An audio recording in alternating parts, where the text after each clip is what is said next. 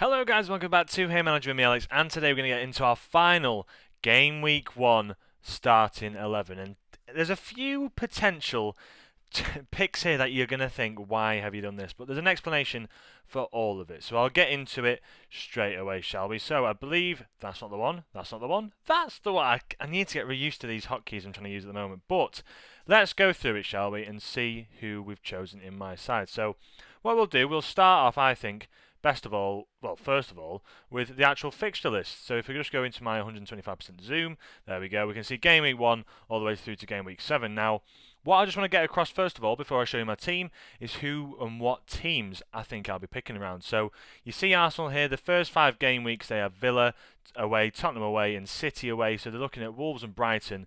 I'll be looking at maybe a few forwards, a few midfielders, but I'll definitely be leaving out any defenders until Game Week 5 transfers, where there's a 2-week gap here where I can potentially make a few changes after 3 weeks. That'll be my reset. That'll be where we can see who's really been starting for the teams, what the teams are looking like as a whole. I think is throughout the whole league, and then from probably Game Week 5 on, we've got Leicester and Southampton. They'll be looking to try and get a few Arsenal defenders in. Aston Villa, they have a very nice run of games. They've got Arsenal at home, which is another game that could be good for them, but West Ham away, Leicester away, Everton at home, Wolves at home, Ipswich away. I think they're a good run of games for them.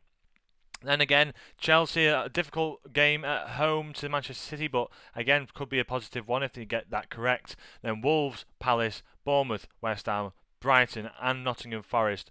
3 games at home, 3 games away in the next 6. For the first 7 games, I think you get a good Chelsea player in there. I'm just going to try and see who they start defensively. If they start well defensively, I'll get a defender in. But for now, I'm going to stick with probably just the midfielders and forwards. Again, looking at Fulham, got a pretty nice run in for the first 6 there. Manchester United a difficult one. Then Newcastle at home, you could probably see them try and draw out a result in that one. But Leicester at home, Ipswich away, West Ham at home, and Nottingham Forest away. Again, games where maybe defensively I wouldn't get a defender in. I'd probably think about it. I'd like there to be a few more home games in that stretch. Well, there's 3 home games in that stretch, so potentially could be a defender in there. Anthony Robertson maybe, but maybe a midfielder or a forward for them. But it'd be good to see who they actually start and how well they play in that first game against Manchester United. Then Liverpool, they have a great fixtures here. Ipswich, Brentford, Manchester United is going to be a difficult one there. But then Forest, Bournemouth and Wolves. 3 of which are all at home. I think in them greens, and then they've got Palace away. I think that's a fantastic start of the season for them. Then again, the same goes for Nottingham Forest, Bournemouth, Southampton, Wolves, and then Brighton and Fulham in the first 6 with Liverpool away as an in-between game. So again, defenders there because they've got a great defence. Statistically, they were the 4th best team defensively for expected goals against last year. Yeah, that's got to be something that we've got to look at as well. So if we go into my FPL team, I'll zoom out here, 125%, I'll stick at this. This is my starting 11. Now, it's a bit of a controversial one. I've got to admit, it's a little bit controversial. I'll go into, in fact, I'll tell you what, I'll go into the transfers look because you can see the entirety of the team. There it is. So, what I've done is, and I'll explain what I've done pretty well. 2 4.5 million goalkeepers. I wanted to go for, maybe a 5 and a 4. In the end, I just ended up going with Henderson and Sells. I think Henderson, everyone's picking Henderson. Everyone knows he's going to be a number 1 goalkeeper. Crystal Palace are pretty strong, but I think, coupling him up with the likes of Sells, who has a pretty nice run with Nottingham Forest. Again, a goalkeeper that's going to be the starting for Forest, most likely anyway. We'll see how that goes. Then, in my defence, I've got my Liverpool player in there, Alexander Arnold. I've got my Manchester United player in there, which is Dalot, and I've got my Newcastle player in there, who is, of course, Lewis Hall. Now, Lewis Hall, it depends if he plays. That's the question. But they have a nice few fixtures here, Southampton, Bournemouth and Wolves, and then Spurs along the way as well, with Fulham away from home. And then, obviously, I've got Nico Williams in there to cover off that Nottingham Forest back line that I think will be pretty good. I want to see how they are attacking wise before I make any changes to my forwards, but I think I've got a pretty good run of forwards here, but I want to see how they do attacking wise. So obviously I'll be probably starting with the most likely Alexander Arnold, Dalot and Hall, then Nico Williams my first option off the bench. Concert as well in there. You can see Conte is pretty good, to be honest. 14.2% of people have selected him. Last year, he had a pretty alright year. They didn't get many clean sheets at Aston Villa, but as I say, their front 9 games look very solid. So I want to see Ideally, I'd have all wing backs because I don't like having centre backs. I don't know what it is. I know they might have goalkeeper. We saw last year Arsenal were pretty good with him, like Saliba, Gabriel. But defenders wise, if you look at it, there's a few centre backs in there. There's quite a lot of centre backs in there because they were most consistent. But for me, with how it's going to be going on this year, if you get a defender that's going to go forward, get a shot on target as well as a clean sheet, there's the underlying stats. Your defenders aren't. They got so many bonus points last year. Essentially, if you look at this here, 8 bonus points for Gabriel. Saliba got 13 bonus points. White, I know he played at right back, only 14 bonus points. But then Branthwaite again, 10 bonus points. He got, he played 35 games. It's so heavily weighted towards the centre backs.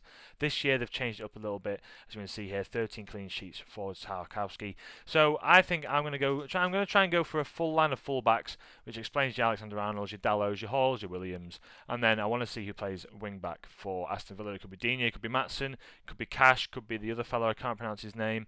We're going to see who they play at the wing-backs, and then I'll make my decision. So then we go into the midfielders. So, controversially, no Salah, and controversially, no Haaland for now. I want to see if I can get Haaland in the second game week against Ipswich. I want to see how City are setting up, because I'll come around to that in a minute, actually. But I've gone for Palmer. I could have gone with Nkunku. I think Palmer, if he's going to start, I think he's going to be better. I'll give him game week 1. He's probably going to be my first option off the bench, to be honest with you. And then we'll see how he goes from there. Luis Diaz is my Salah replacement.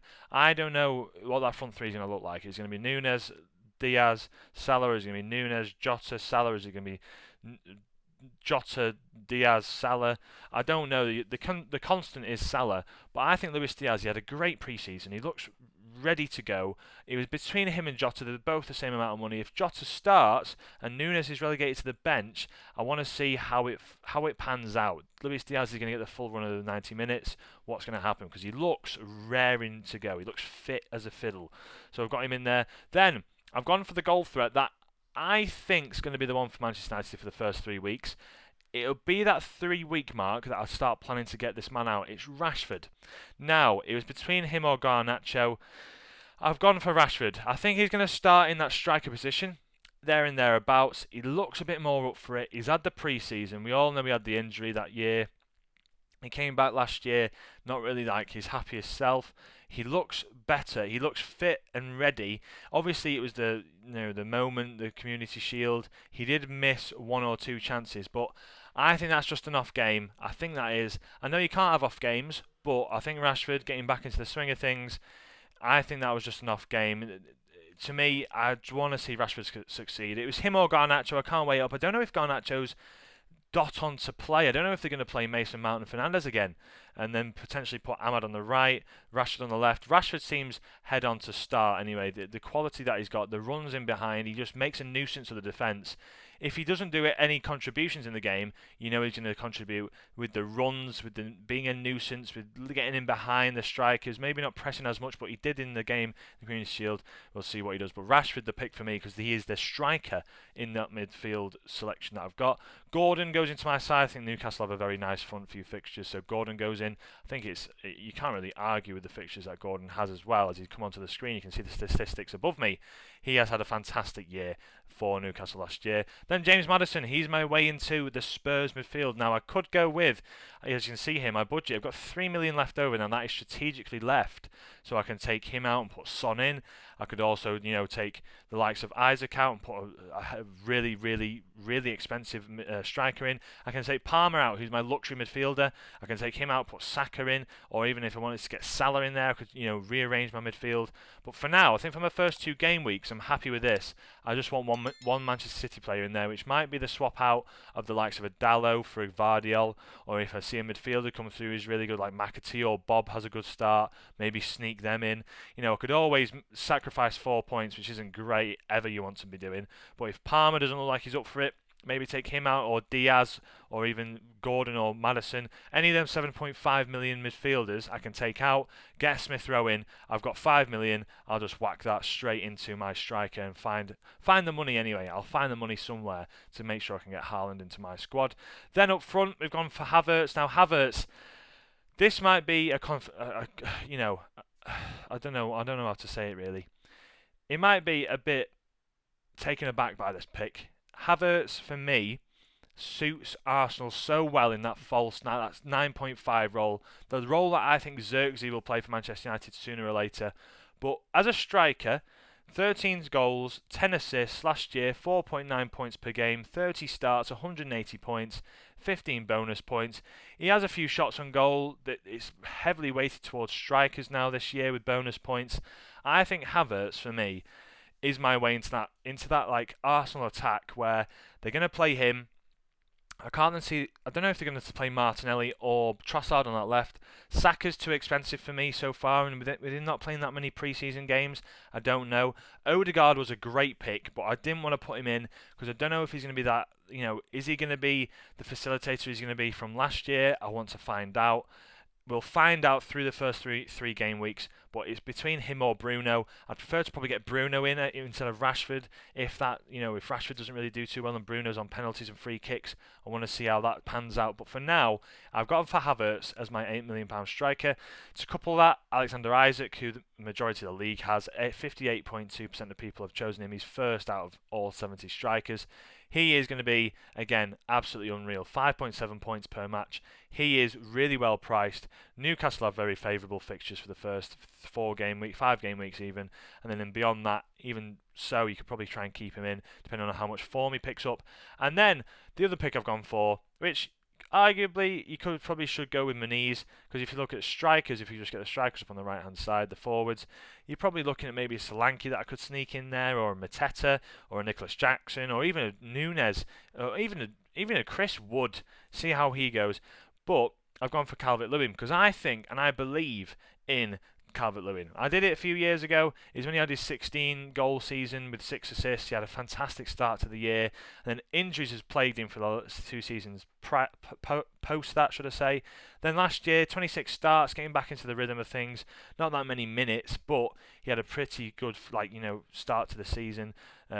Middle of the season wasn't too great, and then ended it all right. But pre-season has been all right. He's been the focal point for that Everton attack. So for me, Calvert-Lewin is my man in there. So then my actual lineup for how I pick my squad, I've got in my side Henderson in net, Dalot, Hall, and Alexander-Arnold, with obviously Nico Williams as the backup in case Lewis Hall does not start. Then I've got Rashford, Gordon, Diaz, and Maddison, who I think are all facilitators or goal scorers. I think that's a pretty good midfield if you ask me, in terms of goal involvements. Then obviously Palmer as our first substitute for that as well. I think I might actually shove him a bit further forward there, because then obviously if one of my defenders don't play, Nico Williams goes straight into the side. But if one of my midfielders doesn't play, Palmer goes in.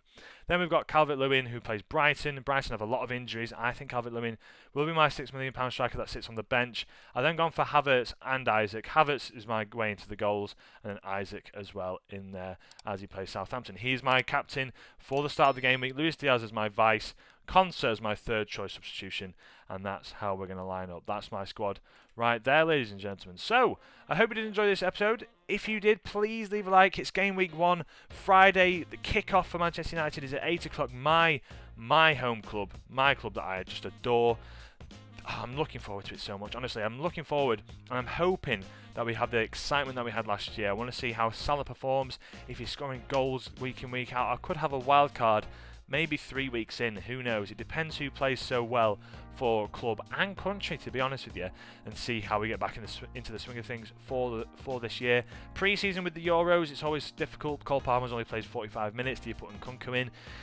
We don't know just yet, but it's getting exciting for us. So let's see how we fare. I hope you did enjoy the video. If you did, please leave a like as ever, subscribe if you are new, and I'll catch you in the next one. I'll catch you for the summary after game week 1, and then who we're going to pick for our game week 2. Interesting times. Let's see how we fare.